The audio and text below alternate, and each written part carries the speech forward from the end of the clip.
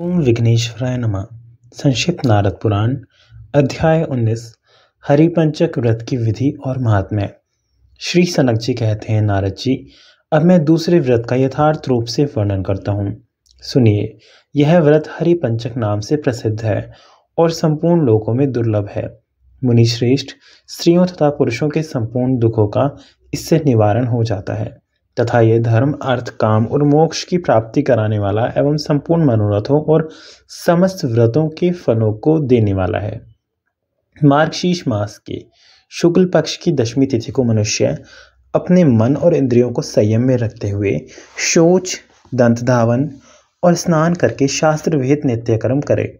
फिर भली भांति देव पूजन तथा पंच महायज्ञों का अनुष्ठान करके उस दिन नियम पूर्वक रहकर केवल एक समय भोजन करें। मुनीश्वर, दूसरे दिन एकादशी को प्रातः काले उठकर स्नान और नित्य कर्म से निवृत्त होकर अपने घर पर भगवान विष्णु की पूजा करें। पंचामृत की विधि से देव देवेश्वर श्री हरि को स्नान करावें। तत्पश्चात गंध पुष्प आदि से तथा धूप दीप नैवेद्य तांबुल और परिक्रमा द्वारा उत्तम भक्ति भाव के साथ क्रमशः भगवान की अर्चना करें। देव देवेश्वर भगवान की भली भांति पूजा करके इस मंत्र का उच्चारण करें। नमस्ते ज्ञान रूपाय ज्ञानदाय नमोस्तुते, नमस्ते सर्व रूपाय सर्व सिद्धि प्रदायिने। प्रभु, आप ज्ञान स्वरूप हैं, आपको नमस्कार है। आप ज्ञानदाता हैं, आपको नमस्कार है। आप सर्व स्वरूप तथा संपूर्ण सिद्धियों को देने वाले हैं, आपको नमस्कार है। इस प्रकार सर्वव्यापी देवेश्वर भगवान जनार्दन को प्रणाम करके आगे बताए जाने वाले मंत्र के द्वारा अपना उपवास व्रत भगवान को समर्पित करें। पंचरात्रम निराहारो हृदय प्रवृत्ति केशव त्वदाज्ञया जगत स्वामिन ममाभीष्ट प्रदो भवे। संपूर्ण जगत के स्वामी केशव, आपकी आज्ञा से मैं आज से 5 रात तक निराहार रहूंगा।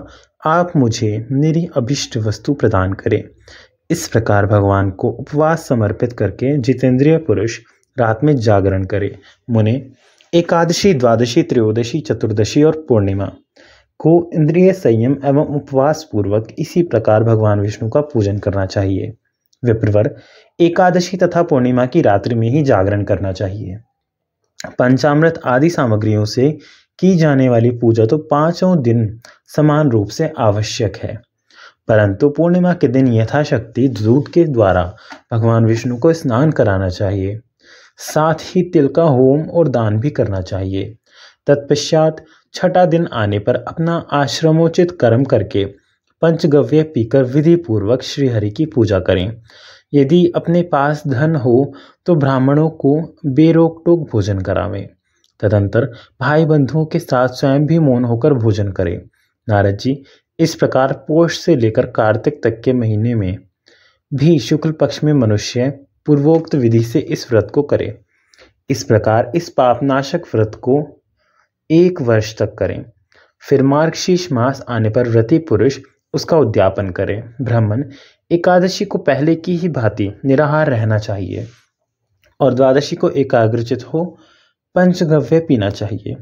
फिर गंध पुष्प आदि सामग्रियों से देव देव जनार्दन की भली भांति पूजा करके जितेंद्रिय पुरुष ब्राह्मण को भेंट दे। मुनीश्वर, मधु और घृत युक्त खीर, फल सुगंधित जल से भरा हुआ और वस्त्र से ढका हुआ पंचरत्न और दक्षिणा सहित कलश अध्यात्म तत्व के ज्ञाता ब्राह्मण को दान दे। उस समय निम्नांकित रूप से प्रार्थना करें। सर्वात्मन सर्वभूतेश सर्वव्यापिन सनातन परमान्य प्रदानेन सुप्रीतो भव माधव। सबके आत्मा, संपूर्ण भूतों के स्वामी, सर्वव्यापी सनातन माधव, आप इस उत्तम अन्न के दान से अत्यंत प्रसन्न हो। इस मंत्र से खीर दान करके यथाशक्ति ब्राह्मण भोजन करावें और स्वयं भी मौन होकर भाई बंधुओं के साथ भोजन करें। जो इस हरिपंचक नामक व्रत का पालन करता है उसका ब्रह्मलोक अर्थात परमात्मा के परम धाम से कभी पुनरागमन नहीं होता। उत्तम मोक्ष की इच्छा रखने वाले पुरुषों को यह व्रत अवश्य करना चाहिए। यह व्रत संपूर्ण पाप रूपी दुर्गम वन को जलाने के लिए दावानल के समान है। जो मानव भगवान नारायण के चिंतन में तत्पर हो, भक्ति पूर्वक इस प्रसंग को सुनता है, वह महाघोर पातकों से मुक्त हो जाता है। ओम नमः शिवाय।